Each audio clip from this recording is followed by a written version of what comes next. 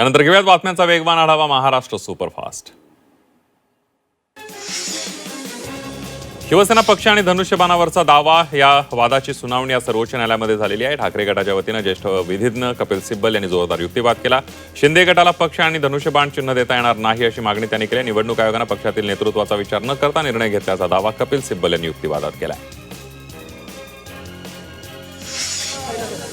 निवडणूक आयोग आणि विधानसभा अध्यक्षांनी आर्थिक राजकीय दबावाखाली निर्णय घेतला असा आरोप संजय राऊतांनी केला। यासह सुप्रीम कोर्टातील युक्तिवादावेळेला सिब्बल यांनी विधानसभा अध्यक्षांचं वस्त्रहरण केलं। निवडणूक आयोग बौद्धिक नक्षल असल्याची टीका देखील राऊतांनी केली आहे। पालकमंत्री झाल्यानंतर गिरीश महाजन नाशिक दौऱ्यावर आहेत। यावेळेला त्यांनी जागतिक फोटोग्राफर दिन साजरा करत फोटोग्राफी केलेली आहे, तसंच छायाचित्रकारांनाही शुभेच्छा दिल्या। रायगड जिल्ह्याच्या पालकमंत्रीपदी नियुक्ती झाल्यानंतर मंत्री भरत गोगावले यांनी थोर निरूपणकार पद्मश्री डॉक्टर अप्पासाहेब धर्माधिकारी यांची भेट घेऊन त्यांचे आशीर्वाद घेतले। रायगडच्या पालकमंत्रीपदाची दीर्घ प्रलंबित जबाबदारी मिळाल्यानंतर त्यांनी सदिच्छा भेट घेतलेली आहे। जागतिक छायाचित्र दिवसानिमित्तानं अकोल्यामध्ये कॅमेरा दिंडीचं आयोजन करण्यात आलं होतं। यावेळेला विंटेज कॅमेऱ्याची पालखीत मिरवणूक काढण्यात आली। छायाचित्रकारांनी आपल्या कॅमेऱ्यांचं शहरातून मार्गक्रमण करत समाजातील छायाचित्रणाचं महत्त्व अधोरेखित केलंय।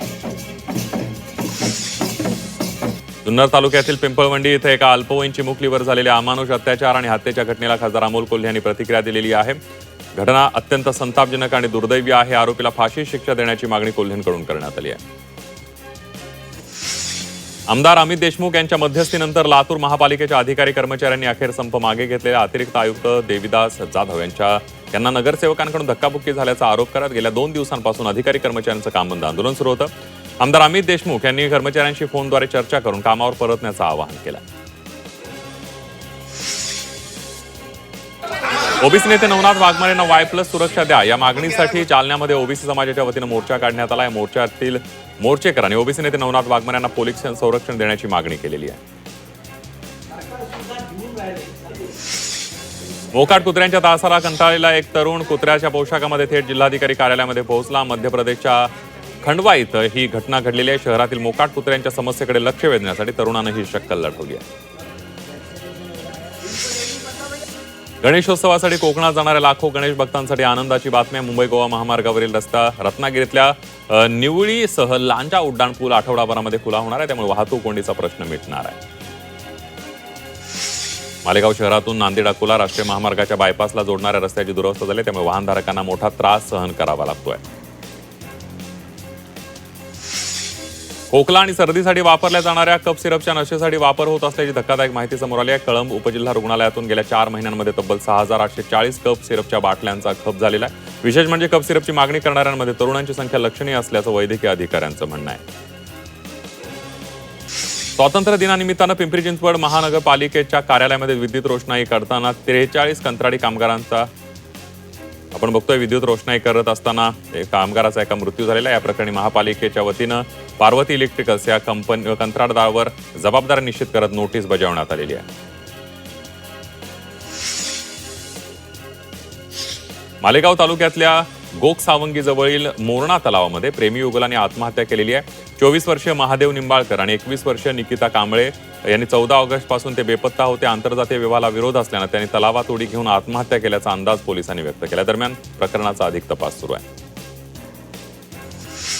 मावळच्या तळेगाव मायमर रुग्णालयामध्ये महिलेचा नवजात बाळाच्या उपचारादरम्यान मृत्यू झालाय। डॉक्टरांवर हलगर्जीपणामुळे आई आणि बाळाचा मृत्यू झाल्याचा आरोप नातेवाईकांनी केलाय। दरम्यान डॉक्टरांवर गुन्हा दाखल करावा अशी मागणी करण्यात आली आहे।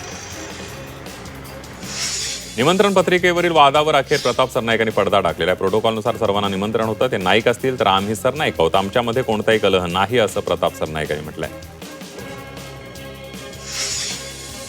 महाराष्ट्रातील ऑटो रिक्षा आणि टॅक्सी चालकांना आता मराठी भाषेचं व्यावहारिक ज्ञान असणं अनिवार्य करण्यात आलं। या नियमाची उद्यापासून राज्यभरात अत्यंत कडक अंमलबजावणी केली जाणार असल्याची माहिती परिवहन मंत्र्यांनी दिली आहे। मनसे नेते अमित ठाकरे ठाण्यातील जेनझींशी संवाद साधणार आहेत। 21 ऑगस्टला ठाण्यामध्ये जेनझी संवाद मेळाव्याचं आयोजन करण्यात आलं। या मेळाव्यातून अमित ठाकरे ठाण्यातील विविध महाविद्यालयातील विद्यार्थ्यांशी संवाद साधतील। उपमुख्यमंत्री आणि नगरविकास मंत्री एकनाथ शिंदे यांच्या खात्यांतर्गत येणाऱ्या SRAच्या कारभारावर मुंबई महापालिका प्रशासनानं तीव्र आक्षेप नोंदवलाय। महापालिका आयुक्त अश्विनी भिडे यांनी नगरविकास विभागाला थेट पत्र पाठवून SRAकडून अधिकाराचा गैरवापर होत असल्याचा आरोप केलाय। स्कूल ठीक करू अभियानांतर्गत सीजेपीचे संस्थापक अभिजित दिपके यांनी भारतरत्न नानाजी देशमुख यांचं मूळ गाव असलेल्या कडोळी या गावामध्ये शाळेची पाहणी केली. शाळेचे पत्रे फुटलेत, वर्गखोल्यांचे दरवाजे तुटलेल्या, शौचालयामध्ये नळांना पाणी नाहीये. पुढील 10 दिवसात या शाळेची परिस्थिती न सुधारल्यास ग्रामस्थांसह आंदोलन करण्याचा इशारा अभिजित दिपके यांच्याकडून देण्यात आलाय. गोंदियातल्या देवरी इथं विद्यार्थ्यांचं बेमुदत आंदोलन सुरू आहे. शासनाचा 5 ऑगस्टचा निर्णय मागे घेऊन प्रलंबित मागण्या तातडीनं पूर्ण कराव्यात अशी विद्यार्थ्यांची मागणी आहे. 14 ऑगस्टचा सुधारित निर्णयही मान्य नसल्यानं मागण्या पूर्ण होईपर्यंत आंदोलन सुरू ठेवण्याचा इशारा विद्यार्थ्यांनी दिला आहे. मंगळवेढ्यात श्री संत दामाजी सहकारी साखर कारखान्याच्या सेवानिवृत्त कामगारांनी थकीत आर्थिक देणी मिळवण्यासाठी आंदोलन केलंय. पीएफ, ग्रॅज्युएटी आणि इतर सेवाकालीन रकमा अनेक महिन्यांपासून प्रलंबित असल्याचा आरोप कामगारांनी केलेला आहे. हक्काच्या रकमा तातडीनं देण्याची मागणी कामगारांकडून करण्यात आली आहे. लातूर महापालिकेतील अधिकारी कर्मचाऱ्यांचं काम बंद आंदोलन दुसऱ्या दिवशी सुरूच आहे. नगरसेवक आणि प्रशासनातील वादानंतर सुरू झालेल्या आंदोलनामुळे महापालिकेच्या कामकाजावर परिणाम झालाय. कालच्या चर्चेमध्ये तोडगा न निघाल्यानं कर्मचारी आंदोलनावर ठाम आहेत. चंद्रपुरात आदिवासी विद्यार्थिनींचं ठिय्या आंदोलन तिसऱ्या दिवशी सुरूच आहे. आदिवासी विकास विभागाच्या GR संदर्भात सरकारसोबत चर्चा सुरू असली तरी मागण्या मान्य होण्याबाबत विद्यार्थ्यांमध्ये मतभेद आहे. त्यामुळे विद्यार्थ्यांनी माध्यमांशी बोलण्यास नकार दिलाय. कोल्हापुरातील बेकायदा वृक्षतोडी विरोधात हिंदू युवा प्रतिष्ठाननं महापालिकेसमोर आंदोलन केलंय. महापौर रुपा राणी निकम यांना अडवत जाब विचारण्यात आला. तोडलेल्या झाडांची प्रतिकात्मक अंत्ययात्रा काढून दोषी ठेकेदारांवर तातडीनं कारवाई करण्याची मागणी करण्यात आली. कोल्हापूरच्या महापौर रुपा राणी निकम यांच्या प्रभागामध्ये विविध समस्यांविरोधात नागरिकांनी संताप व्यक्त केला. निवडणुकीनंतर महापौरांचा 4ही नगरसेवकांनी प्रभागातील समस्यांकडे दुर्लक्ष केल्याचा आरोप नागरिकांनी केला. केंद्राने ॲप आधारित कॅब कंपन्यांना प्रवासाआधी किंवा प्रवासादरम्यान आगाऊ टीप घेण्यास मनाई केलेली आहे. ॲडव्हान्स टीप किंवा अतिरिक्त पैसे दिल्यास राईड लवकर मिळेल अशा सूचना ॲपवरून हटवण्याचे आदेश देण्यात आलेले आहेत. प्रवास पूर्ण झाल्यानंतर चालकाला टीप देण्याचा निर्णय प्रवाशांना द्यावा, पर्याय द्यावा अशा प्रकारचे निर्देश देण्यात आलेले आहेत. त्यामुळे आता मनमानी चालकांच्या मनमानीला चाप बसणार आहे.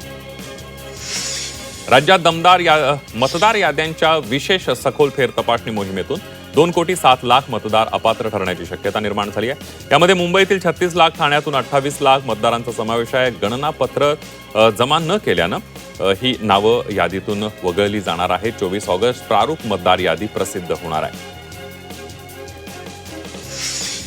महापालिकेनं कुंभमेळ्याच्या पार्श्वभूमीवर साधू ग्रामसाठी अतिरिक्त 1,000 एकर क्षेत्र अधिग्रहण करण्याची प्रक्रिया सुरू केली. या प्रकरणी शेतकऱ्यांनी न्यायालयामध्ये धाव घेतल्यानं भूसंपादन प्रक्रियेला स्थगिती मिळाली आहे. 3 सप्टेंबरला पुन्हा यावर सुनावणी होणार आहे.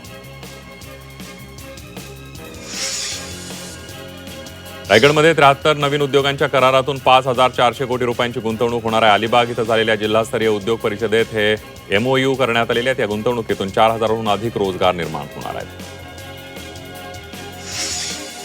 पुण्यात CNG पंपांवरील रांगा लवकरच कमी होण्याची शक्यता आहे. MNGL कडून पाईपलाईनची क्षमता वाढवण्यासह 22 नवीन CNG पंप सुरू करण्याचं नियोजन आहे. तळेगाव पाईपलाईन लुपिंगचं काम 20 ऑगस्टपर्यंत पूर्ण करून अतिरिक्त गॅस उपलब्ध केला जाणार आहे. राज्यात सक्तीच्या फसवणुकीच्या अथवा बेकायदेशीर धर्मांतराला आळा बसणार आहे. त्या 28 ऑगस्टपासून महाराष्ट्रात धर्मांतर कायद्याची अंमलबजावणी करण्यात येणार. या कायद्यामुळे सक्तीच्या धर्मांतराला आळा घालण्यासाठी कठोर तरतुदी आहेत.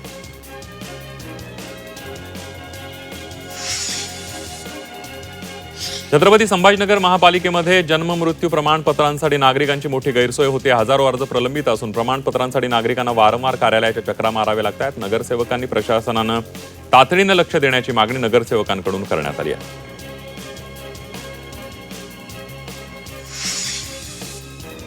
चंद्रपूर जिल्ह्यामध्ये 203 शाळा महाविद्यालयांमध्ये पोलीस दलानं व्यसनमुक्त युवा भारत अभियान उपक्रम राबवलेला आहे. यामध्ये 75,000हून अधिक विद्यार्थ्यांनी अंमली पदार्थांपासून दूर राहण्याची सामूहिक शपथ घेतली आहे.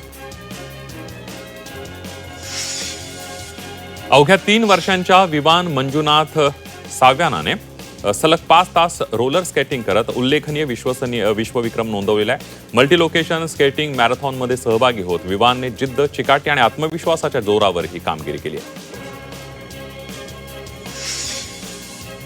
राज्यातील शिक्षकांसाठी बंधनकारक केलेल्या AI साथी फॉर एज्युकेटर कोर्सला अपेक्षित प्रतिसाद मिळालेला नाहीये. 2,39,000 नोंदणी केलेल्या शिक्षकांपैकी केवळ 1,43,000 प्रशिक्षण पूर्ण केलंय.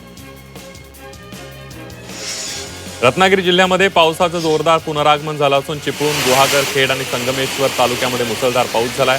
वेळेवर आलेल्या पावसामुळे सुकणाऱ्या पिकांना दिलासा मिळाला आणि शेतकरी सुखावलेले आहेत. पावसामुळे नागरिकांनाही उकाड्यापासून दिलासा मिळाला आहे. देशात एल निनोचं संकट आणखी तीव्र होण्याची शक्यता आहे. त्यामुळे आता दुष्काळाचा धोका वाढण्याची भीती व्यक्त केली जाते आहे. देशात यंदा केवळ 85% पाऊस होण्याची भीती वर्तवण्यात येते. एल निनोचं प्रमाण वाढल्यानं पाऊसमान घटणार आहे.